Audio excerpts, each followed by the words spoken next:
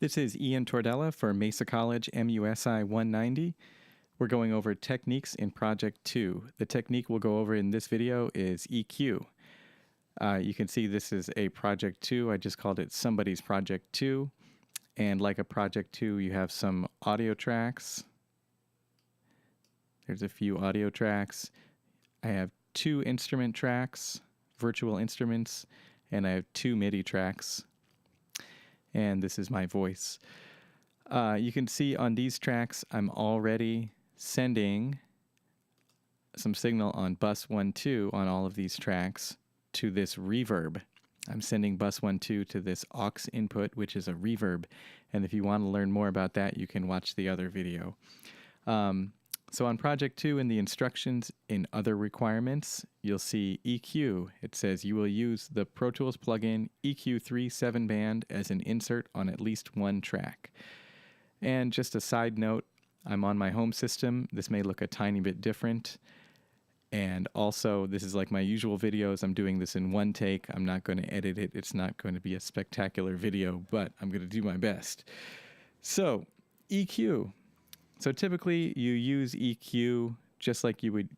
The best way to think of it as a beginner is like the EQ on your car stereo. If it sounds too muffled, you might need more treble, so you turn up the high end.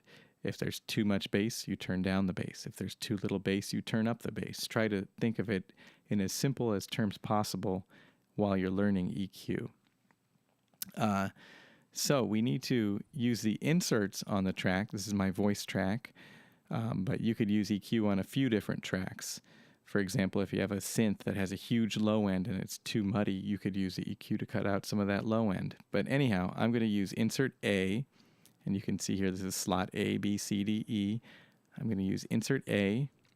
I'm going to insert, and this looks a little different because I'm at home, but I'm going to insert a plugin, EQ, and an EQ that's commonly used with Pro Tools is EQ3 7-band.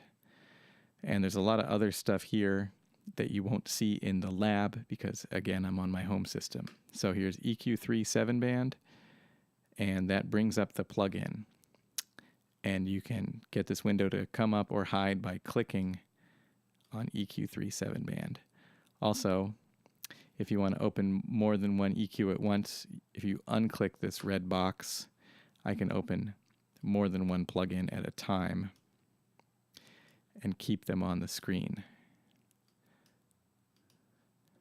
Anyhow. But if this red box is on, only one plugin will show at a time. All right, so here's the EQ 7-band. Now, there's an input and an output, and they both have clip lights. So you want to make sure you're not clipping the input or the output. You don't want to clip any of your plugins. And if you are clipping, you can adjust your input and output level here. And remember a handy trick.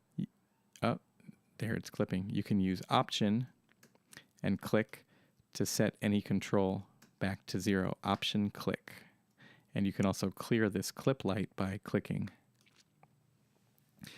So this EQ has a high pass filter, which if you turn it on, will actually cut the lows and let the highs pass. And you can see on the graph here, here's the lows. This is 20 hertz, 50 hertz, all the way up to 20 kilohertz. And here are the highs. Now, a handy thing in this plugin is you can actually click and drag on this graph to adjust stuff. Or I could use a frequency knob here. And you have to actually turn this on for it to work. And there's also a low pass filter, which does the opposite. This gets rid of high end. It lets the lows pass. So I can adjust that with the frequency knob, or I can adjust it by dragging on the graph. And once again, you have to engage this. And then there are 5 different bands: low frequency, low mids, mid frequency, high mids, and high frequency. And on each of these, you can change what the center frequency is. For example, I'll turn up the highs. So if my track needs more highs, I just grab this knob and turn it up. And remember, this will raise the output level because we're boosting. and then I can adjust the frequency with the frequency knob. And you can do all this at the same time by clicking and dragging. You can see both parameters move. So let's say I need a bit more highs, but it's pretty muddy in the lows. So I want to cut some of the lows, maybe around 200 hertz where this one is centered. I'm going to hit Option to bring it, Option click to bring it back to 200. And I will cut out some of the lows here. And you can see this is the amount we're cutting. This is 0, -5, -12, sorry, -6. So if I cut -6 decibels, you can see that on the graph.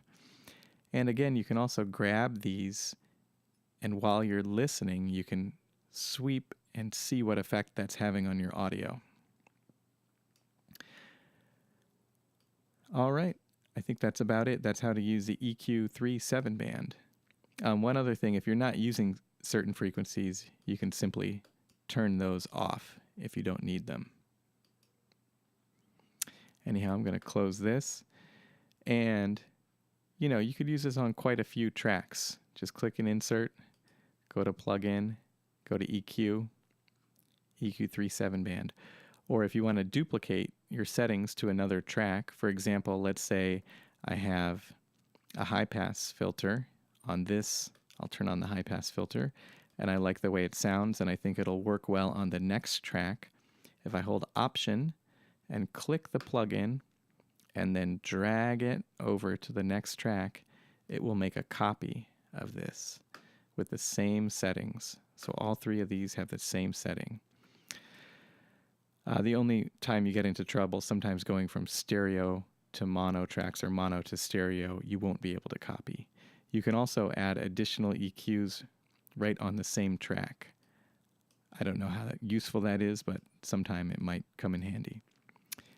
All right, that's the EQ3 7-band plugin, and that's a stock Pro Tools plugin, and I will see you on the next video.